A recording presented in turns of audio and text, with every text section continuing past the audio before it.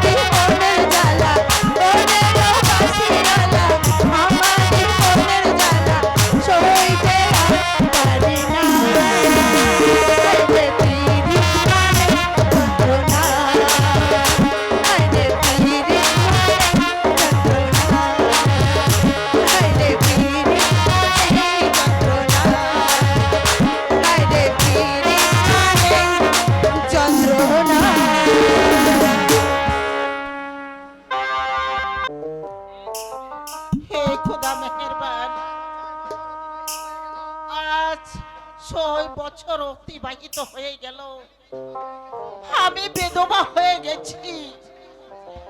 সারাদিন মানুষের বাড়ি বাড়ি দাসীগিরি করেও নিজের পেটে ভাত জোগাড় করতে পারি না। তার উপর আমার মেয়ে আনার বিবাহের উপযুক্ত হয়ে উঠেছে, কিন্তু এখন যে আমি কি করব, আমি কার কাছে যাব, আমি ভেবে কিছু স্থির করতে পারছি না। খোদা, স্বামী মারা যাবার সময় বলে গিয়েছিল, যদি আমি যদি কোনদিন খেতে না পাই, তাহলে ওই দিল্লির বাদশা তার কাছে যেতে তিনি আমাদেরকে আশ্রয় দেবেন। ওরে মানার, তুই কি বলিস মা? মা, মাগো, তুমি যা ভাবো আমি তাতেই রাজি মা।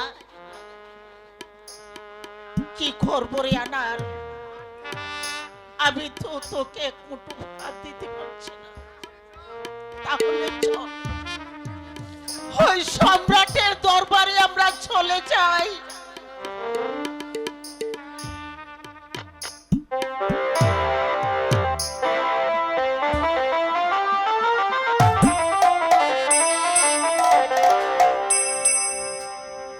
হায় গো চলো চলো, ও হে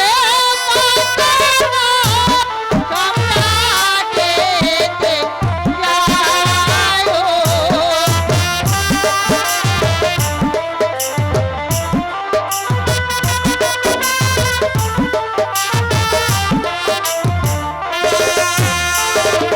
হায় গো চলো চলো, ও হে দিল্লিতে যায় ও।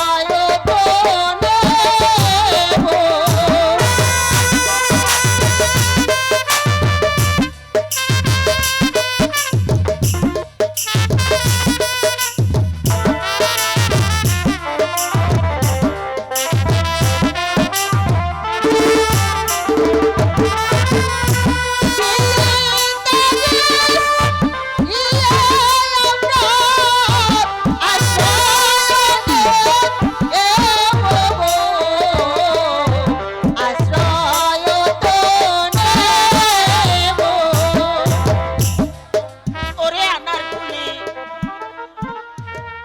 আমার কেন আমার শরীরটা অবশ হয়ে আসছে।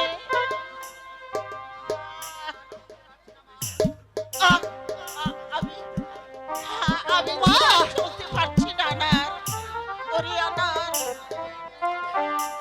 আমার মনে হয় আমি আর বাঁচবো না। মা, ওরে আনার,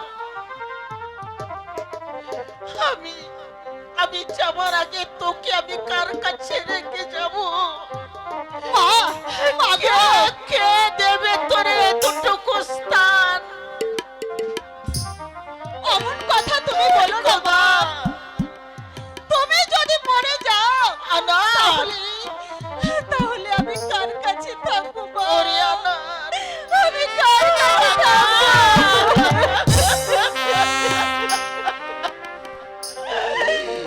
ওই ওই শোন আনার, ওই মৃত্যু আমাকে হাত জানি দিয়ে ডাকছে। আমি মা, মা, মা,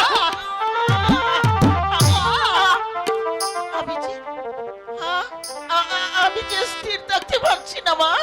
মা, তুই আমাকে শক্ত করে ধর আনার, মা, তুই আমাকে মা, মা গো! শক্ত করে ধর। তুমি ও কথা বলো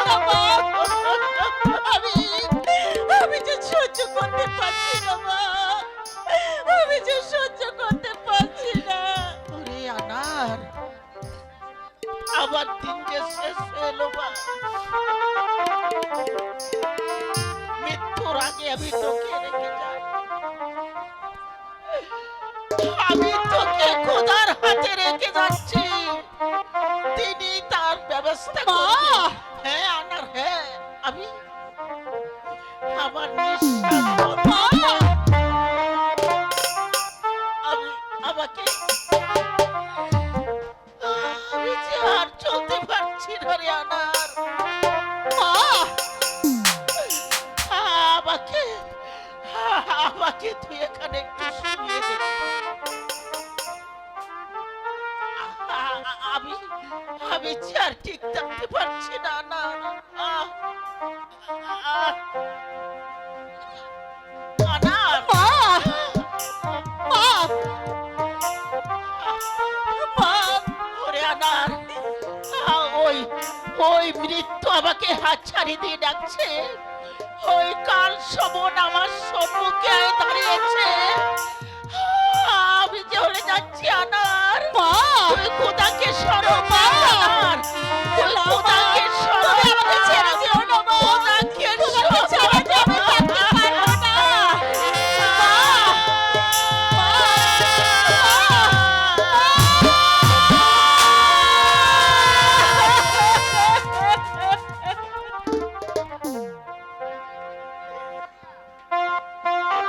গেলে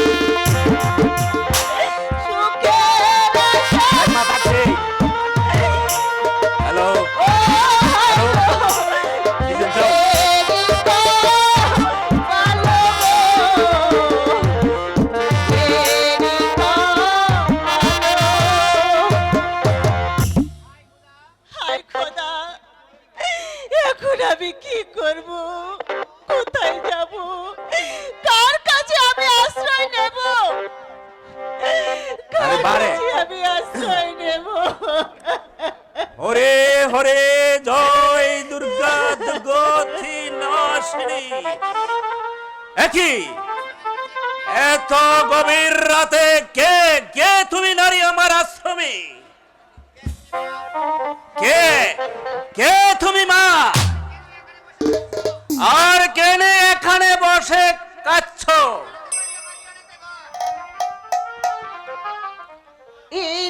ইরানেতে বাড়ি আমার, ইরানেতে করো আমার। তোমাকে ছেড়ে আমি কি করে একা থাকবো মা? কি করে থাকবো? ইরানেতে বাড়ি আমার, ইরানেতে করো।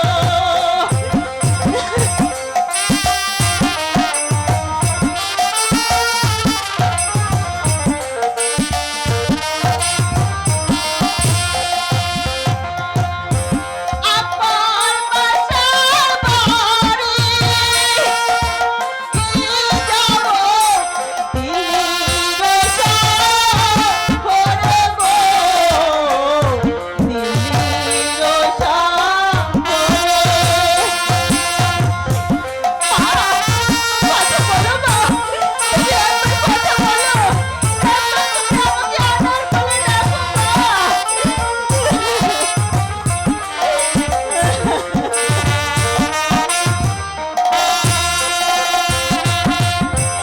আবার বাসার বাড়ি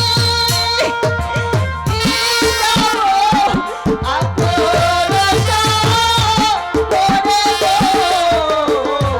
দিল্লির শহরে।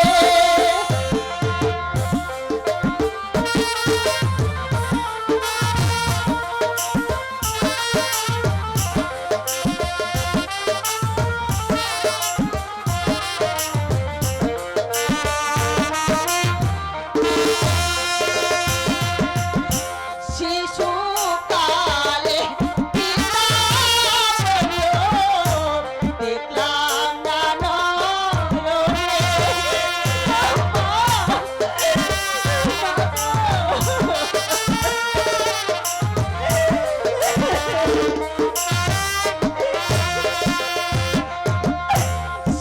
শিশুকালে পিতা বলল, দেখলাম না নয়নে।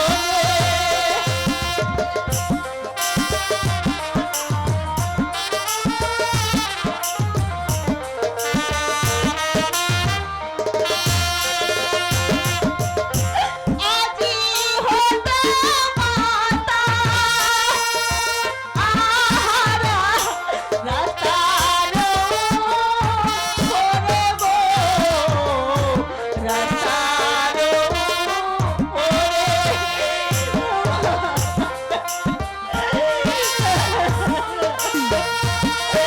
কথা বলো মা, আমাকে তুমি একবার আনার কোলে রাখো না মা, একবার ডাকো।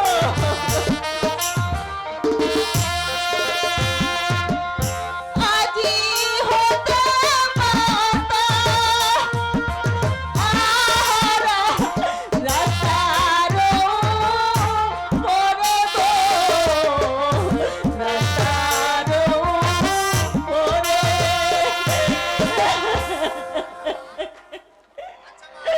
আচ্ছা মা, তোমার নাম কি? আমার নাম আনারকলি।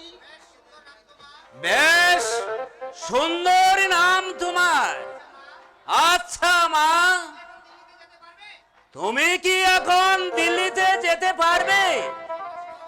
সন্ন্যাসী বাবা, আমি কার সাহায্যে যাব? আজ 3 দিনের অনাহারি হয়ে আমরা পথে পথে ঘুরে বেড়াচ্ছি।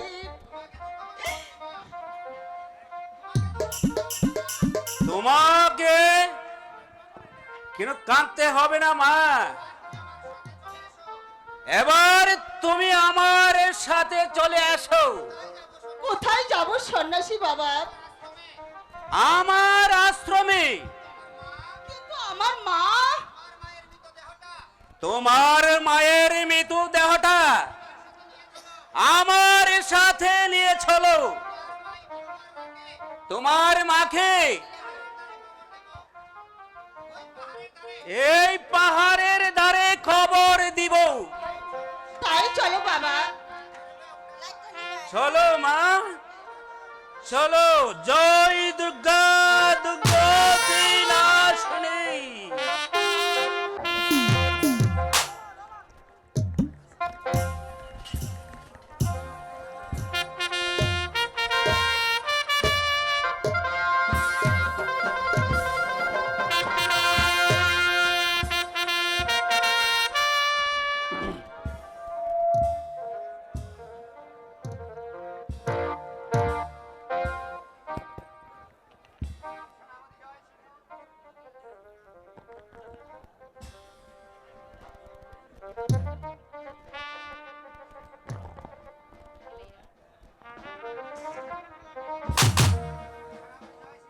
সেনাপতি জয় সিংহ। বলুন মহারাজ।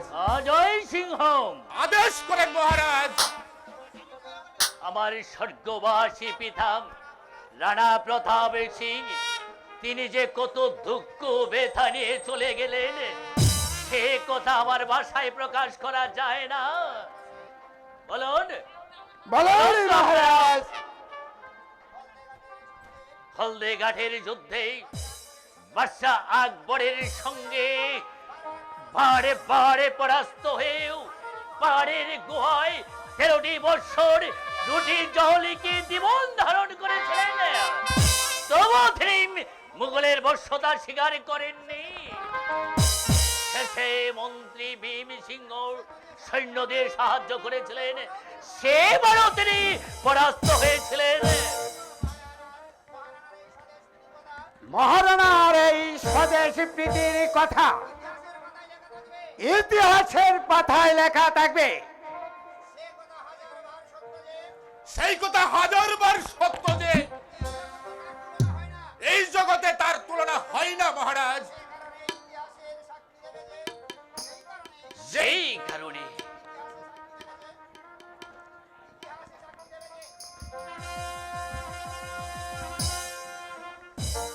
ইতিহাসে সাক্ষ্য দেবে যে মেবারবাসীরা কত না স্বাধীনতা প্রিয় ছিল।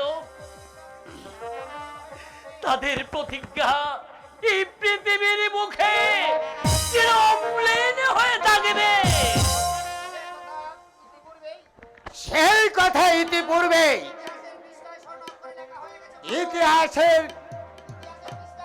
ইতিহাসের পৃষ্ঠায় স্বর্ণ অক্ষরে লেখা হয়েছে মহারাজ।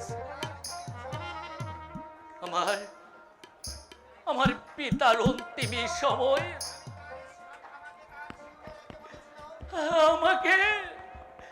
আমাকে তার শিওরে রেখে বলেছিল, ওরে অমর, তোর হাতে আমি মেবারের স্বাধীনতা ভার রেখে গেলাম।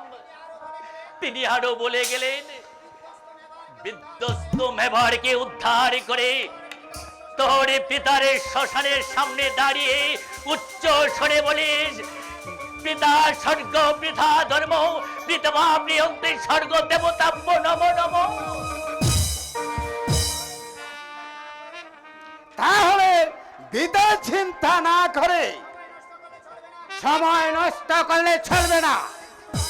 আদেশ দেন মহারাজ, এই মগলবাসীকে হত্যা করে আপনার পিতার পালন করে। তাই হবে মহারাজ। আপনি আমাকে আদেশ দেন, এই মুঘল বাহিনীকে পরাজয় করে রানায় কত্রে আমরা এই প্রতিজ্ঞায় বদ্ধ হই। দাদা দাদা, তুমি কোথায় দাদা? কি দাদা, তুমি এখানে?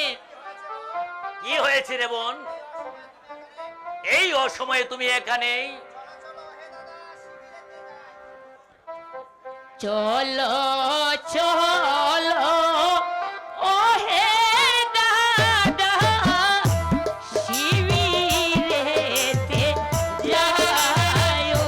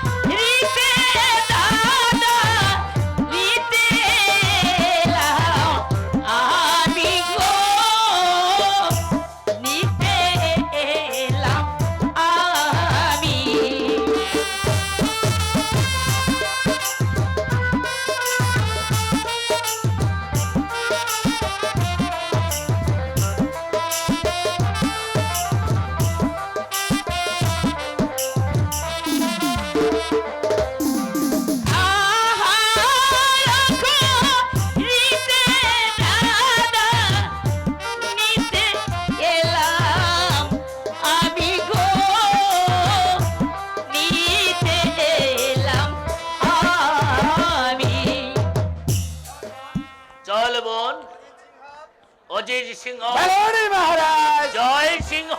আদেশ করেন মহারাজ। একটি কথা সব সময় স্মরণ রাখবে, মুঘলের সম্রাটকে আক্রমণ করতে সদা সর্বদাই প্রস্তুত থাকবে। তার কারণ কখন যে কি হয়ে যায় তা বলা যায় না।